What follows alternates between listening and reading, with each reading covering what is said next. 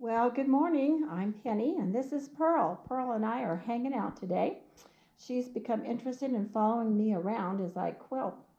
So I want to thank everyone for their comments on my sewing studio. And today I promised some information on the bird quilt. So let's go look at that now. So I'm shooting down directly at my iPad and I will try to keep this steady. So this is where we started. I simply stitched out some designs. Then I took them, these are the birds, and laid them into what I thought was a nice layout. And then I added some butterflies, you can see, and ended up adding more. And then added the border. You can see even, it's okay right there, adding the border. There's the finished border, all done. Then I began drawing the designs over the entire quilt because there was no way with what I was going to do that I could do that just on the fly. And when we look at the quilt, I'll show you why. There it's finished, I believe, with the drawings, and now I started quilting. You can see what a difference that makes. So I used double batting, a layer of polycotton or cotton, I can't remember which, and a layer of wool on top. And that's the type of difference that we get. We kept going a little bit more until we finished the quilt. So now let's look at the quilt live. I decided to call this quilt Serenity because that's how it makes me feel when I look at it. It's just a very peaceful picture of our beautiful nature. Now let's go a little bit closer. So the reason I needed to draw this out on the quilt before I stitched it was that you'll see here there may be feathers, but there's flowers going up that are crossing over the feathers and coming down. Whoops, you can't quite see that. And coming down over the feathers. So I'm going to show those rather than all of the feathers. And I would not be able to do that just on the fly. There's no way I would know how to put what where. So I had to draw it out and then plan how to quilt what when. So I normally would start in the middle, but I actually started more towards this bluebird. Just because I wanted to start with something larger, and most of what was in here was smaller, and I wanted to stay central. So I started around the bluebird and started with the feathers and then moved into the other items.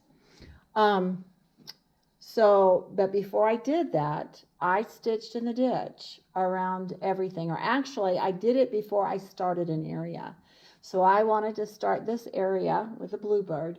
So I stitched, not in the ditch, I'm sorry, around all of the applique so that that applique really would stand out. And as you can tell, it does. And then I would begin with my designs. This little relief, all this relief here is what I call scribbling. And I've demonstrated that before some time ago when we did a whole cloth quilt together. And if you'd like the link to that and can't find it, let me know in the comment section and I'd be glad to send that to you. My scribbling tends to be more dense. I can't seem to get it less. I've tried, but I tend to do dense scribbling, and so I even get more relief on that. Then so I did all of that and then started that process of quilting it. I want to show you a few things. What I did decide I needed was a little bit more than just the birds. So then I had this whole portion together.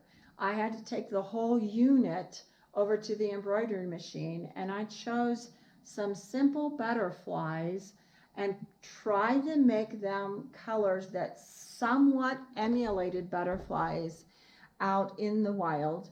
I looked some things up. They're not exact, but I wasn't worried about that. They were close, and tried to combine so that the color scheme would still work together. So that's the first thing I did initially before I was finished. I did add the butterflies. Then in order to add a little bit of variety to the quilting, I also put butterflies in the quilting. So I'm going to take this GoPro in my hand. I'll try to keep it steady and show you how I hid the butterflies. I'll try to keep this steady. So here is a butterfly in the midst of that feather. And there again, you could see there's no way I could have done that without drawing it ahead of time. Then let me go find, I know I've got 4 or 5. I'll just move slowly up this so you can look and it can stay steady that way. I usually move way too fast. And there's one at the top of that feather. One of the other 2 are my favorite, to be honest. There's one right by the robin, so that it, oops, I know I'm bumpy right there. So it would look like it's landing towards the branch. And then I'll just scoot over to the side. And there's one more there right off the bat that I see. And I know that's 4, and normally you do 5 as an odd number, but I didn't. And so there's the other one on a flower, on the leaf of a flower. And so that added some variety to it as well. I'm going to stop this and then come back and show a few more things. Okay, something else done to make it pop was I added the blue flange. And what that did was it just made it pop. Any other color was either too bold or didn't do anything for it. So that blue is a grunge, and it really made it pop. And then because this has a very vintage flair, I decided to tone down that blue just a little bit. So it's a wider flange, I think it's a 1/2 inch, and then came in on that and added the lace on top of that. Then, in order to make it show worthy, I really wanted pearls on this, again, because it's vintage. So I wanted pearls somehow. Oh, I'm so sorry. I'm standing right beside our grandfather clock that we've had for years and years, and wouldn't you know it would go off. So anyway, I wanted pearls because it is so vintage. And so I put those on each of these flowers. And I had some left over, so I just added a few amongst the flowers as well, but I knew that you wouldn't be able to see those real well. So I hadn't planned on putting in crystals. I actually didn't want to put in crystals, but I felt that they would make a difference. So in amongst every area where I wanted the eye to be drawn, for example, towards the robin, in a particular feather, I wanted to draw out something with the feathers. In a few of the flowers, just certain areas, then I would put those crystals, and they're probably not shining for you. You see, yeah, there you can see it shining, but they really can glimmer at times in the light. So how did Serenity do where I put her at? So keep in mind that truly the reason I do this is, one, because I just love doing it, and this fell together. I never planned on doing it. And then as I put it together, I knew I needed to put it in, at the very least, the fair. But I want people to see what can be done, and I want people to see that I can do this, so that they are willing to do classes with me and such, and they can see that this is possible. And I start, of course, at the basics, but I want quilters to know that they can free motion quilt. And of course, I don't start with this, but this gives them something to look forward to. So how did Serenity do? Well, I would come around and point, but I washed my hair and I haven't finished it, so I won't. Okay, so on your right-hand side, the colorful ribbon It did win Best of Show in the county fair.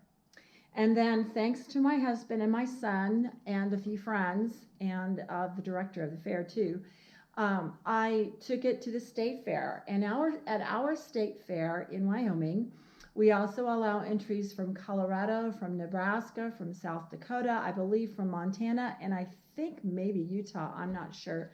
But it's quite a turnout because we accept entries from all over. And the farthest right purple ribbon there is where it won at the state the Best of Show for the wall hangings and miniature quilts. And then, let me adjust this just slightly. On the top left there, you'll see, over there, get my finger right there. It also received the Colorado Quilting Council Award of Excellence. And I didn't even know anything about that and went and looked them up. And it's regarding promoting quilting and moving that forward. And so I was very excited about that. So I live to encourage people, and that's what this was really for, to lift people's spirits and to encourage them that they can also do some free motion quilting. So thanks for joining me. Watch next week. I think on Tuesday, I'm going to show some more of the embroidery work with free motion quilting. And then we will also probably next Friday look at